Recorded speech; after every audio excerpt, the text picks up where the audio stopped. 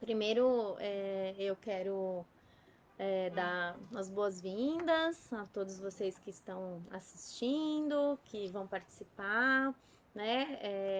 A gente discutiu, né, no grupo do Proesc sobre a importância da gente falar sobre esse tema, né, que é a relação médico-paciente e a relação médico-paciente na esquizofrenia, né?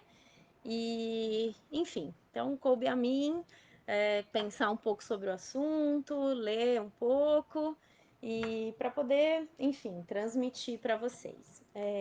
Eu vou estar conduzindo a live, mas a gente tem uma equipe de suporte aqui, então se tiver algum problema técnico, a Marina vai me avisar e a Fernanda Pimentel também, ela vai, enfim, ao final e passando as perguntas que surgirem durante a live para a gente poder conversar. A minha ideia é inicialmente falar um pouco da relação médico-paciente de uma maneira geral, né? Para depois a gente falar um pouco da relação médico-paciente na esquizofrenia. E depois a gente falar um pouco sobre os dilemas éticos que a gente tem na relação médico-paciente, especificamente na esquizofrenia, né? E por último, eu separei também um trabalho que foi feito com grupos focais de discussão entre psiquiatras e pacientes com esquizofrenia, para a gente poder trazer um pouco do que foi levantado nesses grupos focais, que talvez seja a realidade nossa também, tá? Eu vou me apresentar. Primeiro, meu nome é Claudiane, eu sou psiquiatra, eu sou médica, eu vou fazer 20 anos de formada agora esse ano, e faz 15 anos que eu trabalho com pacientes com esquizofrenia, que eu tô no Proesc há 15 anos, e nessa minha jornada eu já trabalhei em unidade básica de saúde, trabalhei em CAPs, trabalhei em pronto-socorro, e trabalhei em consultório particular e em ambulatório universitário. Hoje eu trabalho na universidade e no consultório. E, enfim, eu acho que essa vivência de rede, assim, que eu tive, né, no meu percurso profissional, me ajuda muito hoje em dia, né, assim, nessa relação médico-paciente, porque ter essa visão de como as coisas funcionam, né, de uma maneira geral, eu acho que facilita, né, para a gente poder entender, enfim, cada fase e enfim, poder fazer as reflexões de uma maneira mais realista, tá? Bem, então, primeiro eu vou falar um pouco assim, como que a gente aprende, né, a relação médico-paciente? E esse talvez seja o primeiro desafio, porque, na verdade, existe algumas questões teóricas, né, existem algumas bases éticas que regem a relação médico-paciente, que a gente vai falar um pouco depois, mas na verdade a gente aprende na prática, né? No dia a dia, se relacionando com os pacientes, que a gente vai aprendendo, né? E vai construindo, né? Esse saber e essa maneira de se relacionar e esse vínculo, né? Que a gente vai ver que a coisa mais importante da relação médico-paciente é o vínculo terapêutico. A gente vai ver ali na frente. E existe também uma discussão, por exemplo, nas faculdades, né? Como que você ensina a relação médico-paciente para os alunos, né? E alguns estudos mostram que muito da relação médico-paciente vem pelo exemplo, né? Então, são os alunos vendo os professores, vendo os outros médicos mais experientes, atendendo. Através desses modelos é que você vai construindo para você, né? Enfim, como que é a sua maneira de se relacionar com os pacientes. É claro que, como eu falei, existem as bases éticas que estão enfim, embasando, né, o relacionamento, mas a particularidade de cada médico como ele aprende vem muito pelos modelos, pelos exemplos, Claro, também assim, questões de personalidade, questões da biografia desse médico, né? Quais experiências ele teve na vida, com quem ele se relacionou, de que maneira ele se relaciona com as pessoas, tudo isso influencia, né? O como você vai se relacionar com seus pacientes. E, bem, e aí, quando a gente reflete, assim, né, sobre essa questão da relação médico-paciente, tem uma reflexão, né, que fala assim, que na relação médico-paciente, o que que acontece? A gente consegue curar às vezes, aliviar frequentemente, mas consolar sempre, né? E eu acho que, tipo, se a gente for dar uma adaptada, né, na esquizofrenia, eu trocaria o consolar por acolher sempre, né? Então eu acho que isso a gente aprende, né?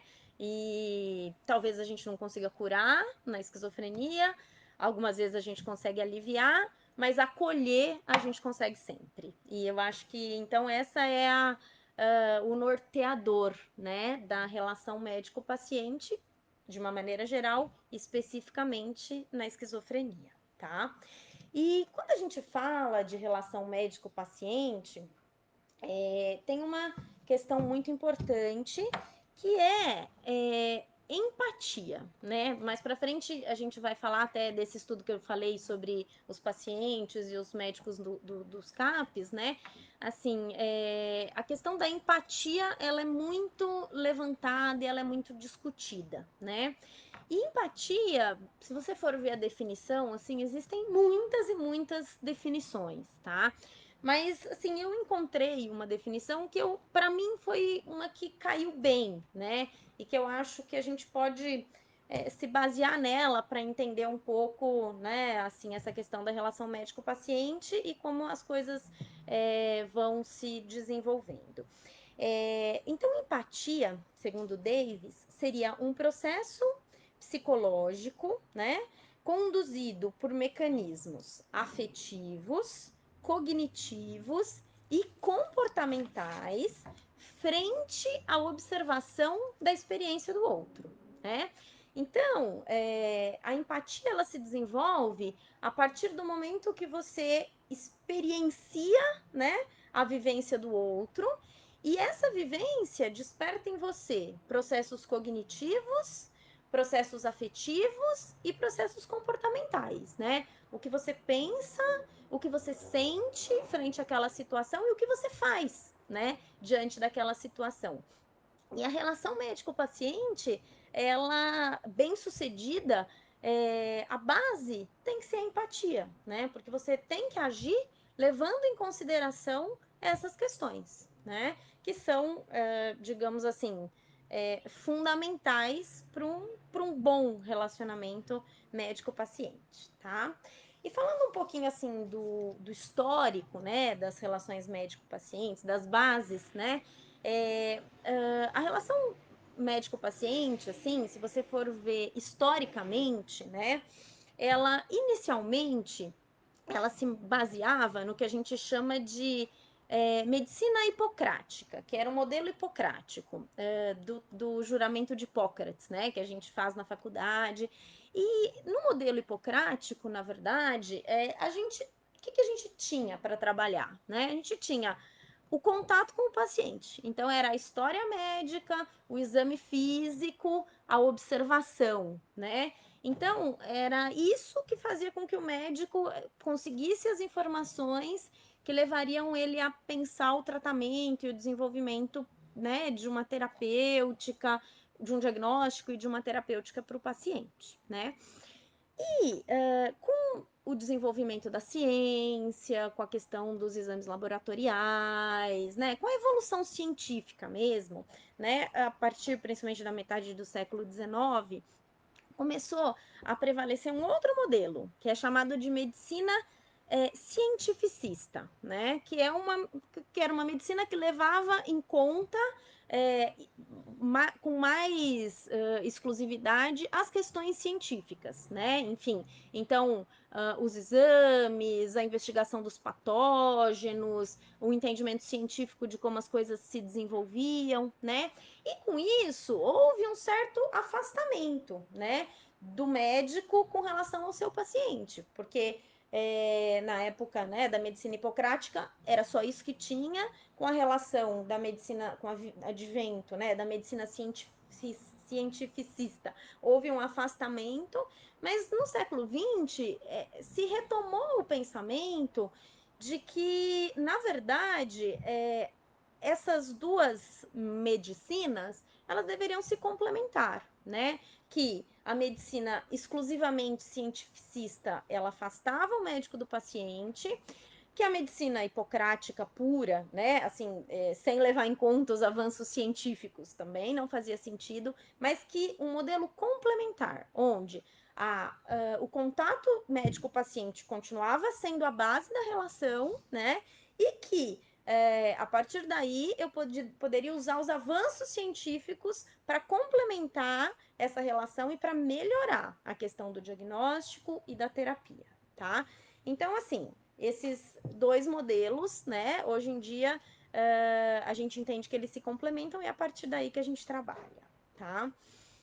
E quando a gente fala em relação médico-paciente, é claro que vai depender muito, né, do tipo, né, de patologia que você está lidando.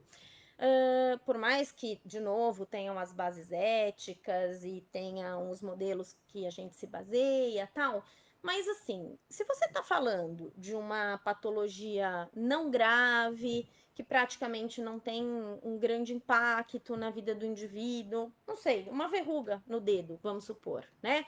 Então, o paciente vai, tem o contato com o médico, enfim, cuida daquela verruga, queima aquela verruga e tá resolvido o problema, né? Por mais que as bases éticas vão gerenciar esse relacionamento médico-paciente, digamos que é uma relação superficial até certo ponto, né? Que se coloca. Mas quando a gente está falando de uma doença crônica, né? De uma doença que vai exigir um segmento a longo prazo, onde você não fala em cura, mas você fala em controle, né? Nesse momento, você está falando de uma necessidade de um outro tipo, de uma relação médico-paciente muito mais aprofundada, né? Onde as relações psicológicas, elas ficam muito mais afloradas do que quando você vai tratar uma verruga no dedo, né? Então, ou quando, por exemplo, você está diante de um paciente terminal, né? Onde existe um quadro muito grave e com um prognóstico reservado, em que, enfim, né, o desenvolvimento daquela patologia vai, né, culminar com a morte daquele paciente. Então, o desenvolvimento da relação, né, médico-paciente é outra também, né? Exige muito mais uma participação psicológica e uma empatia, né? Quando a gente está falando desse tipo de relação. Então, aí eu acho que a gente chega na questão da esquizofrenia, né, em si. Porque na esquizofrenia, né, essa relação médico-paciente, ela se encaixa, né, no que eu diria ali daquele segundo exemplo que eu dei. É uma doença crônica, com longo tempo de duração e que realmente, né, assim, vai exigir uma relação médico-paciente aprofundada, né, com muitos aspectos psicológicos, com muita empatia, né, para a condução desse relacionamento, tá? Bem, e agora eu acho que a gente pode falar especificamente, assim, sobre a questão da relação médico-paciente na esquizofrenia mesmo, né? Então, assim, como eu falei, a gente está falando de uma doença que vai exigir um acompanhamento por longo prazo, né? Onde as reagudizações elas podem acontecer durante o percurso, né? Então, isso vai exigir, na verdade, uma ligação do médico com o paciente muito grande para você poder manejar todas essas questões. Então, que questão? A questão do uso da medicação a longo prazo, a questão de evitar as recaídas, a o empenho do médico em promover, junto com o paciente, a sua reabilitação, que hoje a gente entende como, né, o conceito de recovery, ou seja, do médico participar junto com o paciente desse processo, ter esse entendimento e participar, né? O que eu chamaria de relação médico-paciente estendida, que é a participação da família, tá?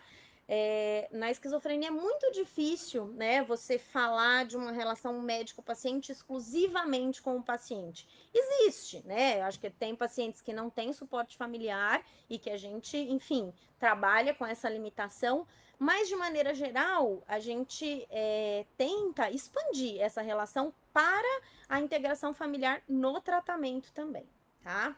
E realmente a chave, tá, dessa relação médico-paciente para tudo isso funcionar é o vínculo terapêutico, né? O vínculo terapêutico, se você vai procurar a definição, assim também, é que nem empatia, tem muitas e muitas definições, tá? Mas o vínculo terapêutico ele se estabelece, né, com base na confiança, né, a questão básica, né, assim, é uma confiança mútua, né, e uma abertura, e de novo eu vou falar da questão do acolhimento, né? O médico conseguindo acolher o seu paciente e o paciente confiando no médico, né? Então, é isso que vai fazer com que esse vínculo terapêutico seja construído. Não é alguma coisa que vai acontecer de uma hora para outra, isso exige como todas as relações humanas, né? Isso exige que seja feito um processo, né? De vivências e de experiências, através do qual vai se construindo o vínculo terapêutico, que é a chave para o acompanhamento, né? Bem, na verdade, quando a gente fala, então, também, de novo, né, acompanhamento da esquizofrenia, é claro que existem algumas coisas que interferem, né? De que momento você está falando, né? Você está falando da fase aguda, você está falando da fase de manutenção, é, depende da gravidade da doença, né? É um paciente com uma gravidade, porque a gente sabe que a esquizofrenia ela é muito heterogênea, né? Então você está falando de um paciente com uma gravidade muito grande, você está falando de alguém que tem suporte familiar, não tem suporte familiar. Então, todos esses fatores, eles vão interferir, né, na questão de como esse vínculo, de como essa relação, ela se estabelece, tá? E talvez, assim, a fase aguda da esquizofrenia seja um momento bem crítico, tá? Para essa relação médico-paciente, né? Tanto que existem, eu vou falar mais para frente, até alguns dilemas éticos, né? Nesse momento. Por quê? Porque você está diante de um paciente que muitas vezes ele não tem crítica, né, do que está acontecendo, ele está com comprometimento, na verdade, da crítica, do juízo de realidade, da necessidade de tratamento. Muitas vezes, se a gente está falando de um primeiro episódio, a família também não sabe o que está acontecendo, é muito angustiante, porque tem enfim, um desconhecido, um novo ameaçador, né? Então, assim, a postura do médico nesse momento, né? Ela é muito importante, né? Tanto no sentido de, muitas vezes, assim, ter que direcionar o tratamento para aquele paciente de uma maneira específica, que às vezes vai exigir um certo posicionamento mais incisivo. Isso gera uma angústia no médico, mas muitas vezes é o necessário, né? Bem como, de novo, a questão do esclarecimento, do apoio e do acolhimento para a família, né? Que está num momento também de angústia e também de muita dúvida do que está acontecendo, tá? E uma coisa, um detalhe assim, é que mesmo nos momentos críticos, mesmo nos momentos assim mais de quadro agudo, é muito importante assim a relação médico-paciente.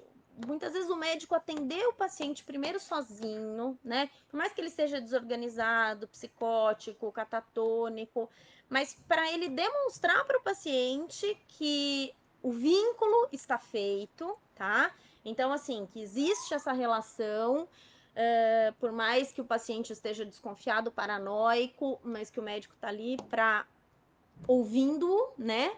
E aí, num segundo momento, sim, conversar com a família, com dados mais objetivos, num planejamento mais objetivo de como conduzir esse processo, tá? Bem, então, numa fase aguda, muitas vezes você tem que, dependendo do risco, né? Se o paciente está em risco, ou se existe um risco para si ou para outros, se vai haver uma necessidade de internação, né? E, enfim, são decisões que o médico tem que tomar e que muitas vezes, assim, criam conflitos éticos, né? Principalmente sobre a autonomia do paciente, né?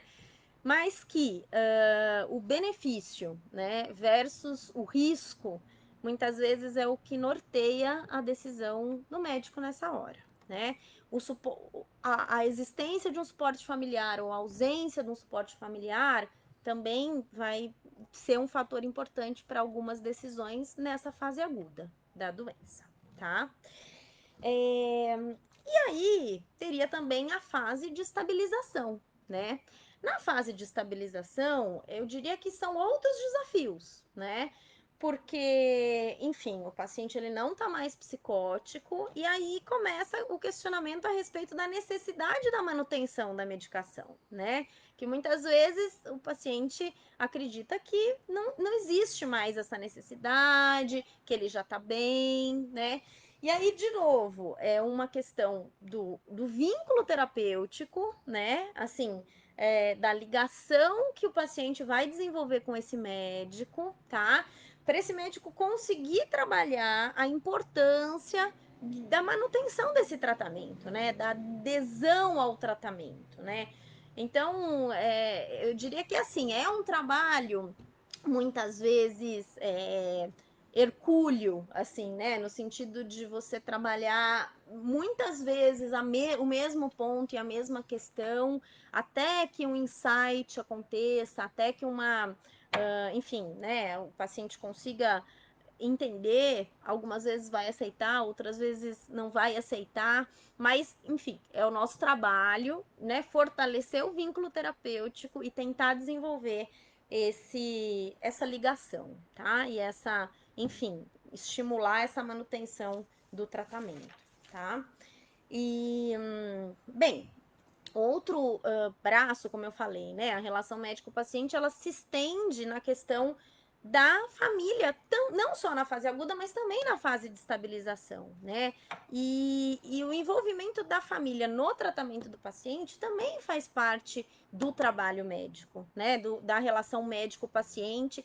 Eu tô falando muito relação médico-paciente porque eu sou médica, mas eu entendo que, assim, vamos dizer assim, da relação profissional-paciente, né? Porque eu entendo que nas outras áreas a gente está falando da mesma coisa, né? Assim, de vínculo terapêutico, de fortalecimento das relações, né? Para evitar recaída. Então, assim, eu uso o termo médico porque eu sou médica, mas eu entendo que isso se estende para todas as profissões, né? Para todos que cuidam dos nossos pacientes, tá?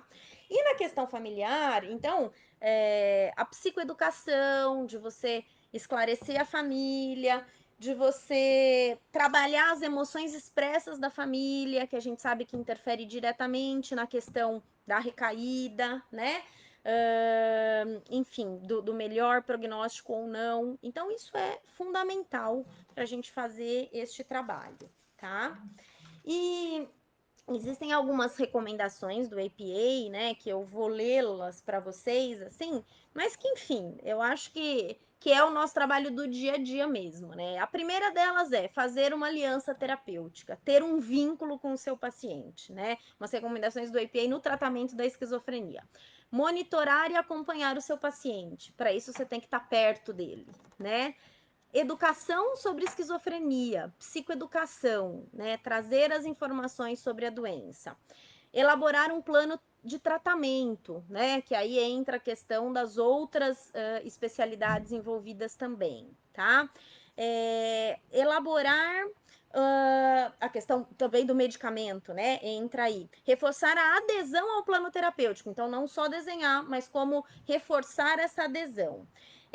Incentivar a adaptação social, né? Que aí, de novo, eu vou falar do recovery, que é essa questão da superação, do paciente encontrar o seu papel, né, social, apesar das limitações da doença, tá? Identificação de recaída, manejo da medicação e dos fatores predisponentes, né?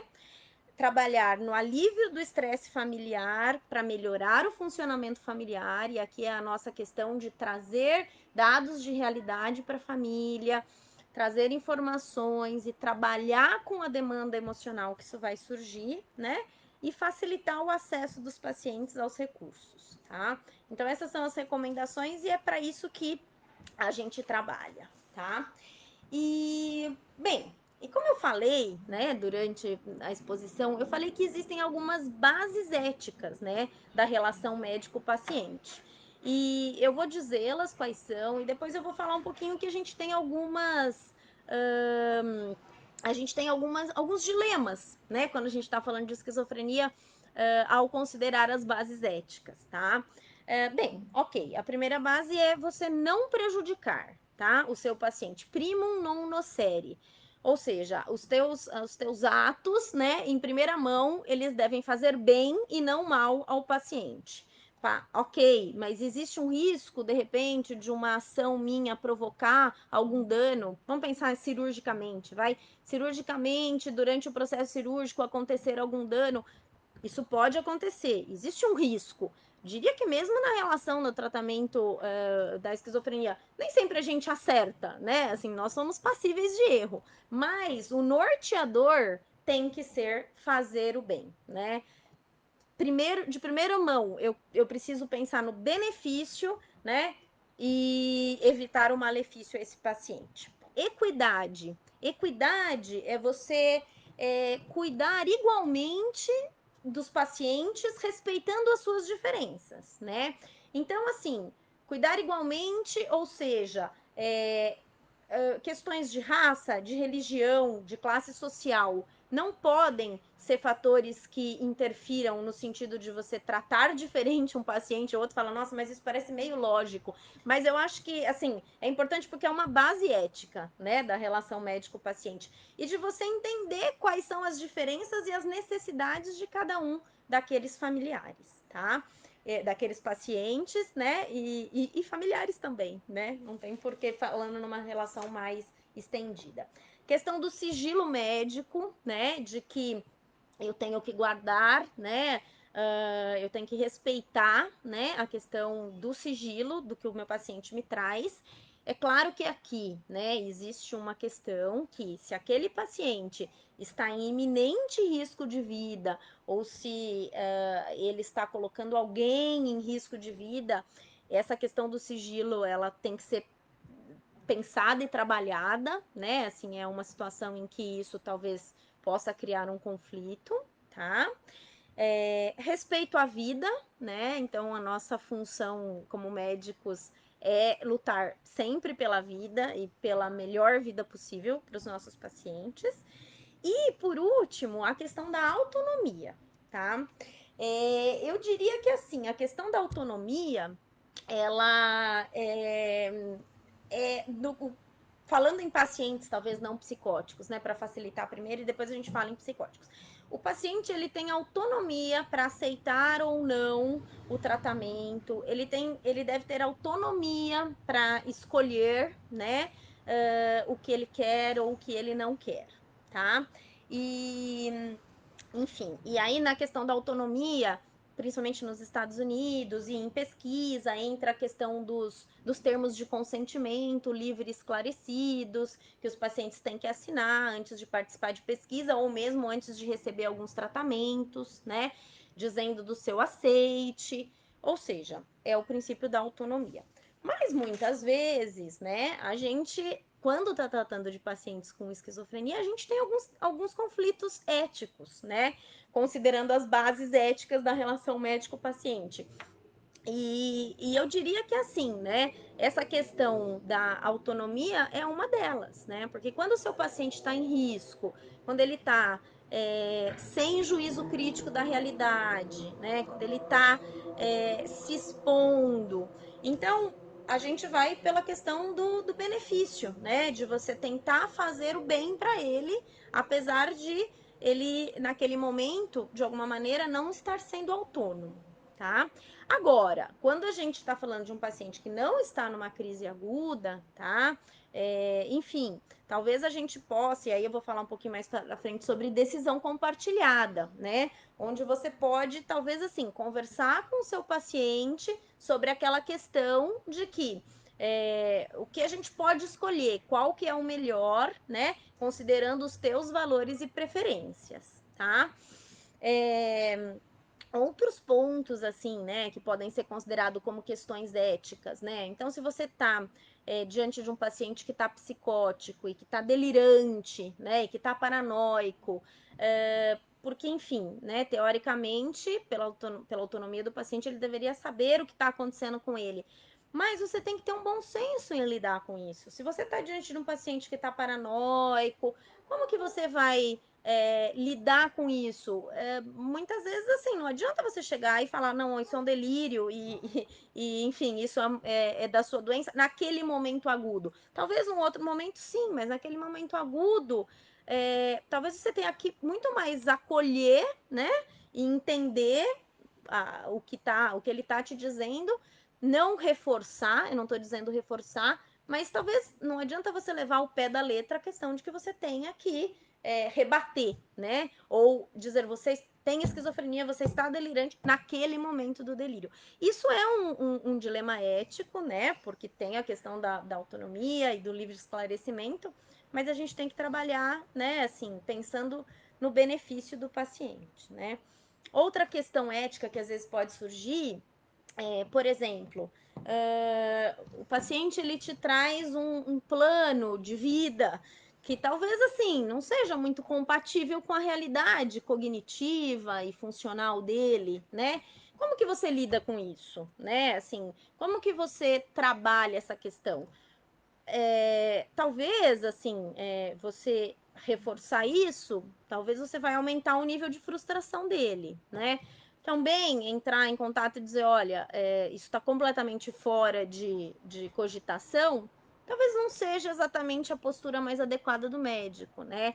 Então, assim, eu acho que diante de uma situação assim, a gente tem que ter uma questão assim de bom senso, de acolhimento, de estratégias para você tentar adequar o plano do paciente, a realidade dele, sempre pensando na questão do recovery, claro, mas assim, também pensando na proteção do seu paciente, né? Que não deixa de ser uma questão ética, que não deixa de ser um dilema ético, mas assim que a gente vai trabalhando, tá? Outro ponto, né, que pode, em outras coisas, ser considerado um dilema ético.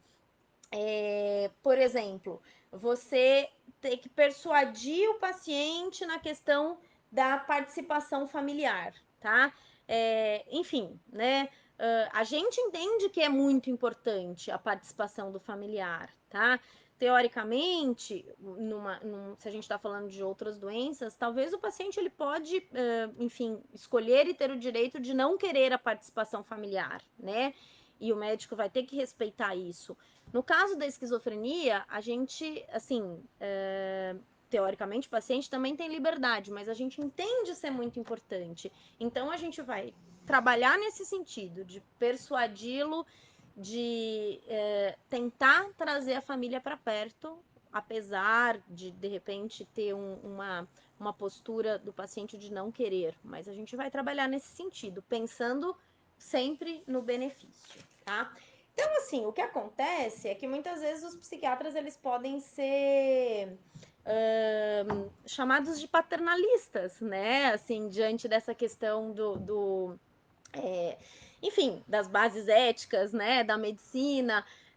Mas, assim, de novo, eu digo, a gente tem que pensar sempre no que é o melhor para o paciente, o que, que eu posso fazer, e que de repente, assim, né, eu posso até tomar uma posição mais incisiva, tá? Mas que, assim, talvez aquele momento exige, né? E que posteriormente eu vou ter que conversar com meu paciente sobre isso, num pós-crise, né? Assim, sobre o que aconteceu. E isso vai fortalecer o nosso vínculo. É assim que a gente pensa, tá? Eu vou falar um pouquinho também para vocês sobre decisão médica compartilhada, tá? Que eu acho que. Vou falar sobre decisão médica compartilhada, eu vou parar um pouquinho, vou ver aqui se tem algumas perguntas, algumas questões, para depois a gente falar por último sobre aquele trabalho que eu falei para vocês dos CAPs, tá? O que é decisão médica compartilhada, tá? Porque aí eu cheguei a falar, né, anteriormente aqui sobre isso, principalmente no momento de estabilidade do paciente, né? E o que é isso, né? Qual que é esse modelo? Porque assim, durante muito tempo, né, diria que a medicina ela foi muito médico-cêntrica, tá? Ou seja, o médico, né, até tem aquelas comparações, né, do médico como um sacerdote, do médico como o dono da verdade, né, sobre o médico que decide, né, de uma maneira geral, né, e só que com o passar do tempo, esse modelo vem sendo questionado, tá?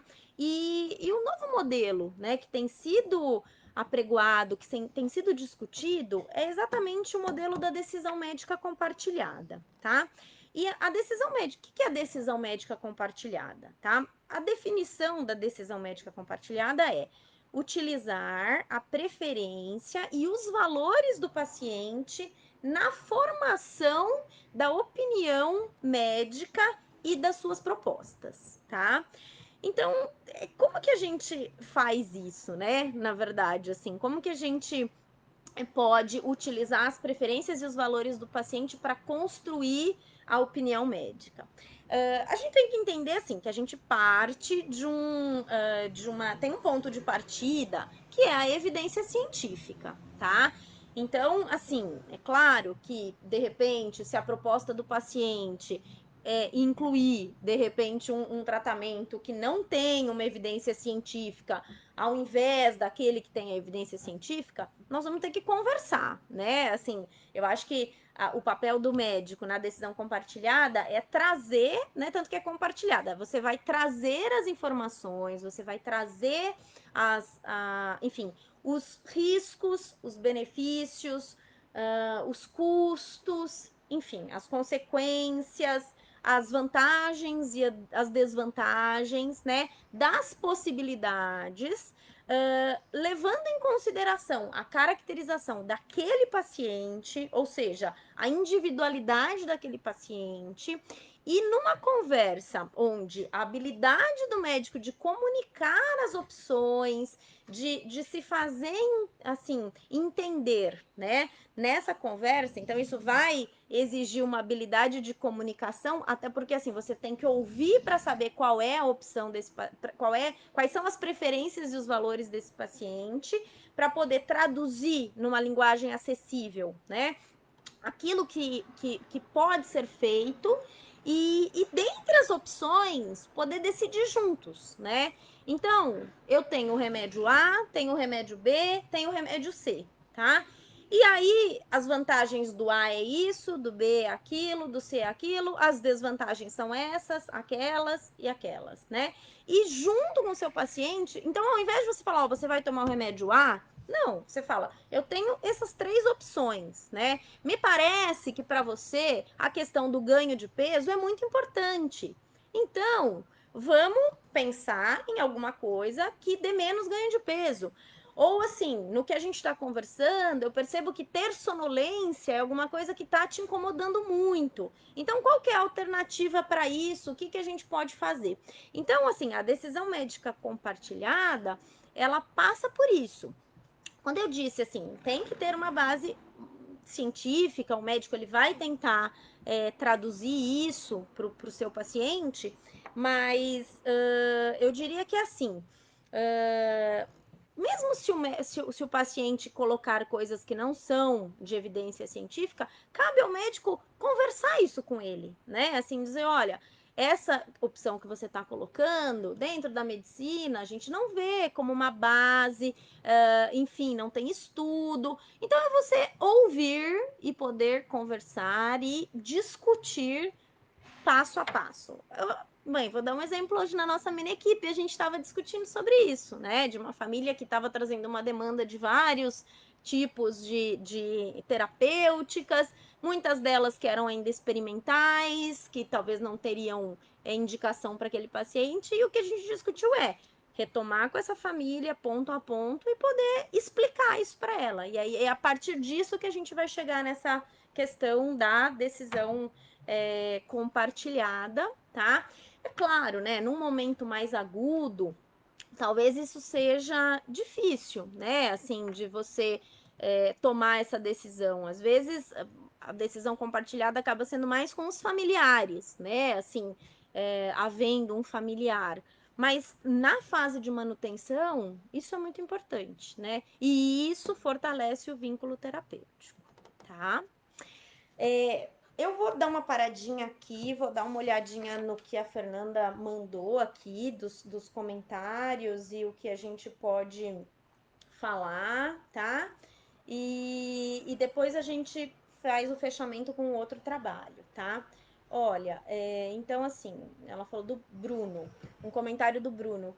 Tenho esquizofrenia há quase 20 anos, sou um doente de alto funcionamento, tanto cognitivo quanto intelectual. Terminei um doutorado na Poli. Nesses pouco mais de 20 anos, percebi a fundamental importância da relação médico-paciente e tenho uma percepção pessoal de como ela deve se desenvolver.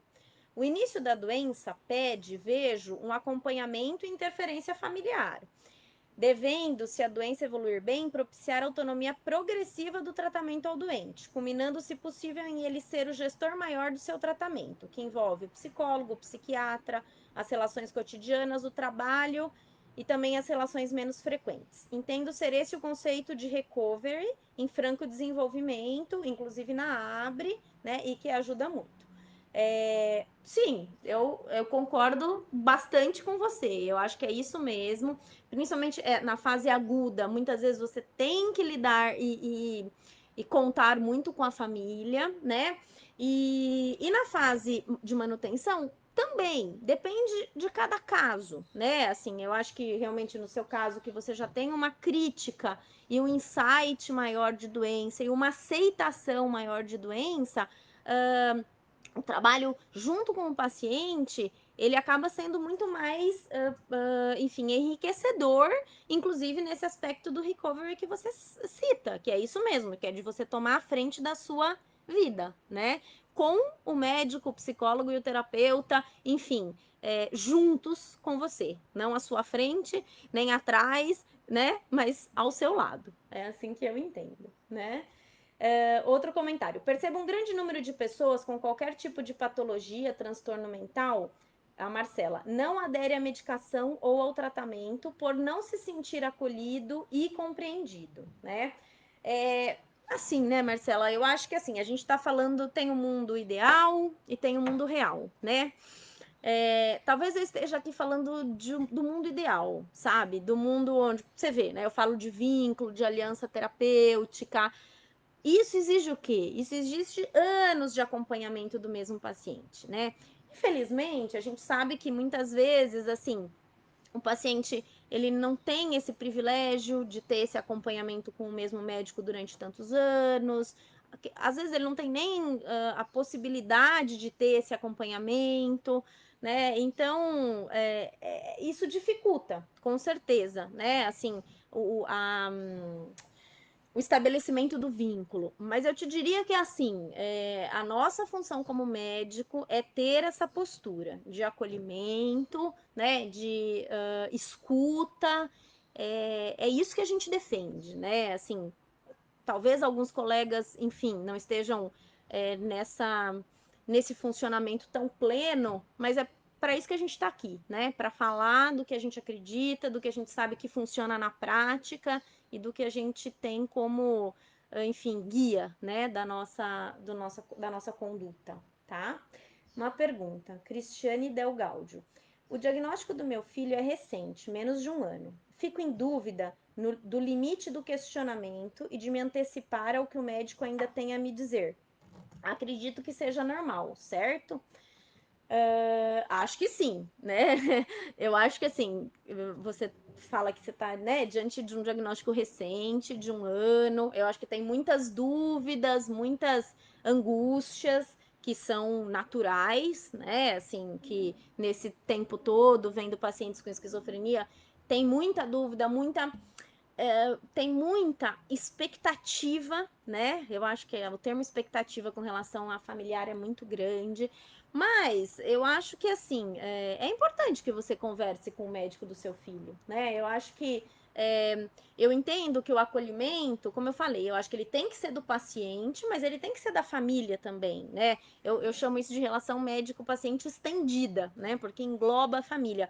E na esquizofrenia isso é muito importante, né? Você escutar o paciente e escutar a família, né? E acolher o paciente e acolher a família. Então, eu entendo, enfim, a sua angústia, mas eu acho que você pode fazer e deve fazer esses questionamentos. Talvez algumas respostas ainda não se tenha, né? E talvez o médico não consiga te responder todas as coisas, porque vai muito de como esse quadro vai desenvolver, cada quadro é um quadro, e enfim, né? Cada um é um, mas tem fatores de melhor, de pior prognóstico, e acho que isso sim pode ser conversado, tá?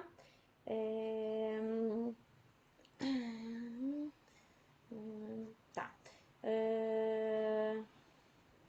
Tá, então assim, eu acho que tem algumas questões aqui, né, falando sobre essa dificuldade, né, sobre a questão do acompanhamento, do acolhimento, né, assim, pelos profissionais, que às vezes é difícil, né, você talvez encontrar um profissional que seja compreensivo, que seja acolhedor, né, mas essa ideia é a que a gente precisa, enfim, apregoar, tá?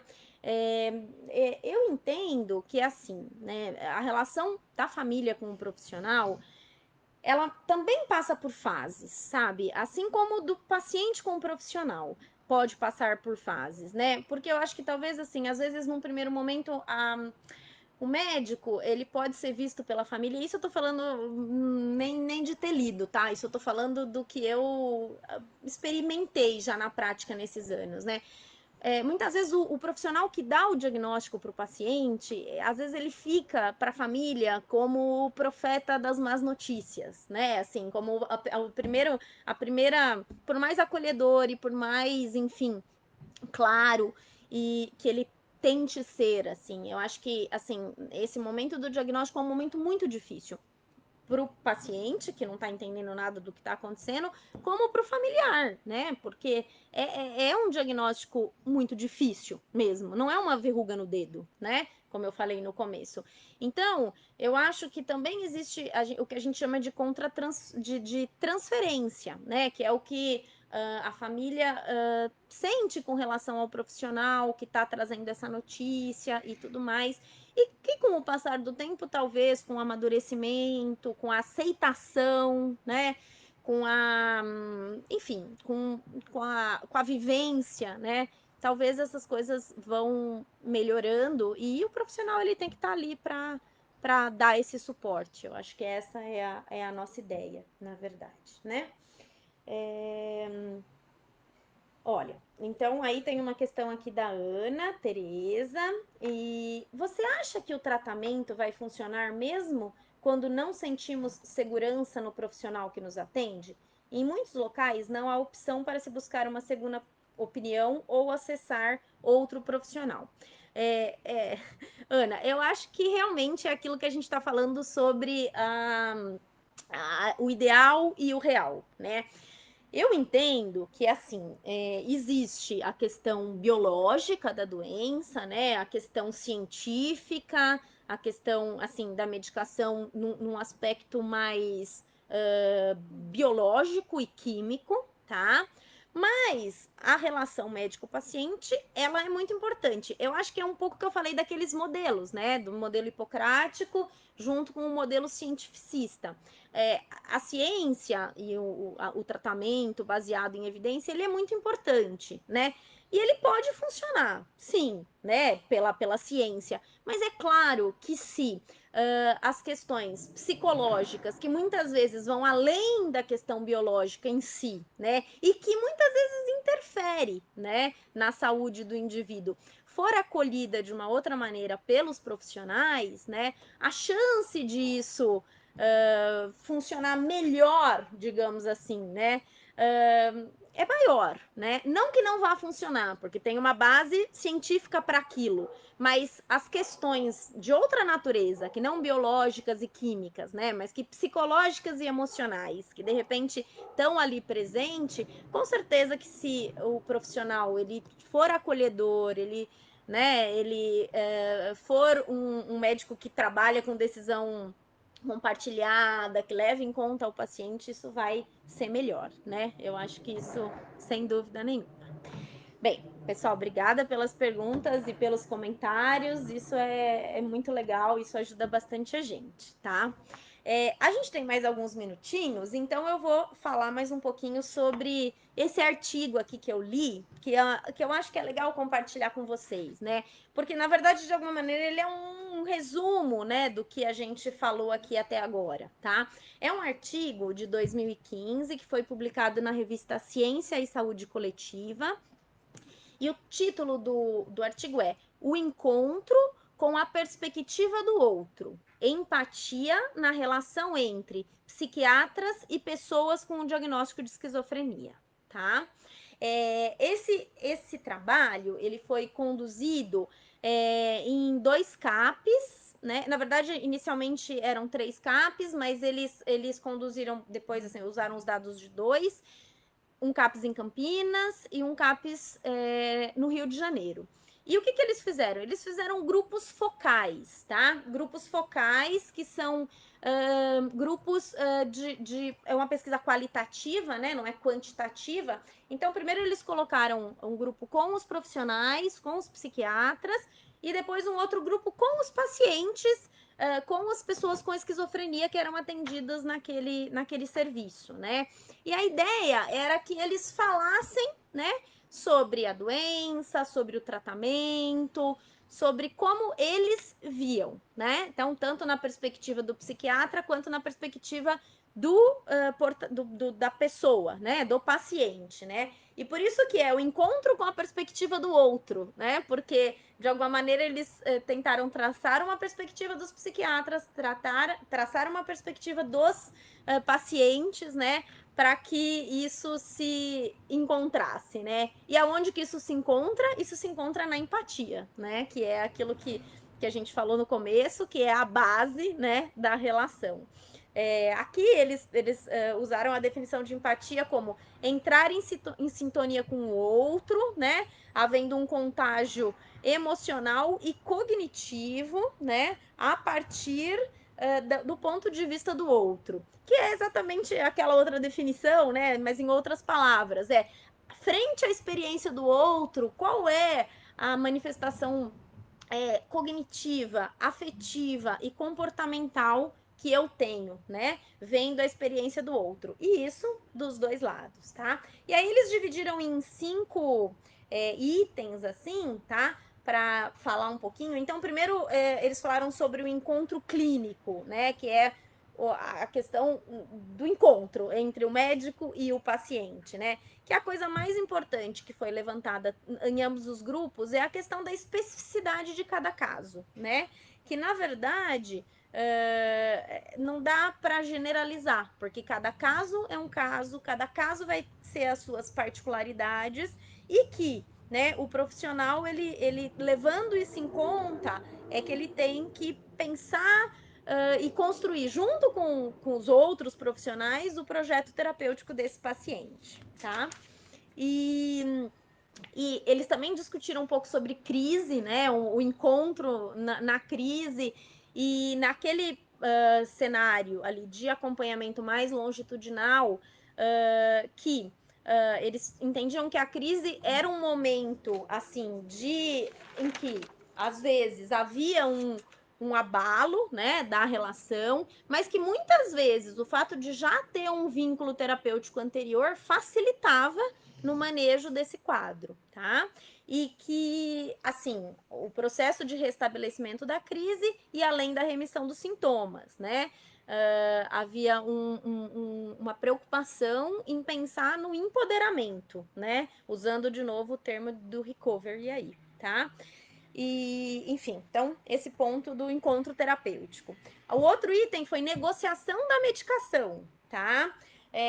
O quanto assim, né? E os psiquiatras falando que, assim, muitas vezes havia essa questão entre eficácia e efeito colateral, e que às vezes havia uma ambivalência mesmo com relação ao uso da medicação.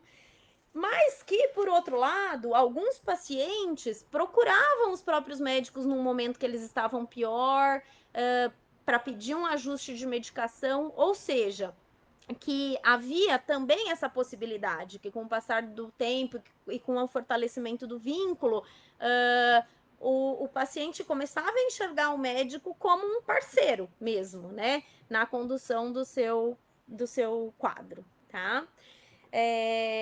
O outro ponto foi a comunicação do diagnóstico, né? Assim, como, enfim, colocar e falar sobre o diagnóstico, surgindo algumas questões sobre o receio do estigma associado ao diagnóstico da esquizofrenia, mas, ao mesmo tempo, o direito dos pacientes saberem o seu diagnóstico e a possibilidade de construções a partir disso, né?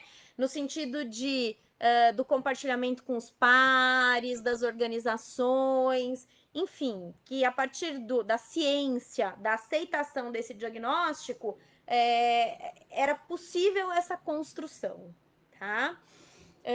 Que mais? Eles falaram também sobre o encontro com a perspectiva do usuário, né? No sentido assim, que a qualidade da relação médico-paciente era o fator mais importante, né? Nessa tentativa de afinamento da perspectiva, né? Assim, que quanto mais próximo o médico está do seu paciente, maior a chance de você conseguir tratá-lo com empatia, né? De você conseguir fazer essa troca, né? Neste sentido. E o último item foi limite da empatia, né? Porque, de novo, discutindo a questão da crise, né? Que em alguns momentos, assim, por mais que você tente levar em consideração a visão do outro, e construir junto e fazer uma decisão compartilhada, existem momentos em que isso fica dificultado, né? Pela falta de crítica, pela falta de insight, pela falta de lucidez no sentido de estar consciente da situação, né? E os psiquiatras colocavam quanto isso muitas vezes é angustiante, né? Esse momento em que você tem que tomar ou que o melhor a ser feito é tomar essa decisão pelo outro, né? E, enfim, mas que o vínculo prévio, de novo, pode facilitar, tá? E a conclusão é de que, na verdade, assim, reduzir o contato médico-paciente à prescrição de medicação enfraquece a relação terapêutica. A prescrição de medicação ela é parte, mas vai muito além, é a construção de um plano terapêutico e na verdade, a construção junto com o paciente do seu recovery, né? E que incluir a capacidade empática, né, no sentido de incluir o paciente como sujeito do seu conhecimento, do sujeito de conhecimento, né, do seu adoecimento e do seu cuidado, ou seja, tanto da consciência do diagnóstico quanto da terapêutica, né? E colocando como a narrativa e como diálogo exatamente essa via de acesso entre esses dois mundos, né? Vamos dizer assim, ou entre essas duas comunidades, tá? Bem, então, deixa eu ver se tem mais alguma coisa aqui antes da gente terminar. Acho que ok, né? Estamos faltando um minuto. Então, eu quero agradecer a audiência de todos vocês, tá? Eu sei que talvez, assim, né? a gente, de novo, fale de coisas ideais, mas eu entendo que a gente tem que perseguir o que é o melhor, né? E se o ideal é o melhor, a gente tem que tentar ver o quanto da realidade a gente consegue transformar nesse ideal, né? É para isso que a gente trabalha e esses são os nossos valores e é isso que a gente compartilha, tá bom? Bem, muito obrigado a todos, enfim, e boa tarde para vocês.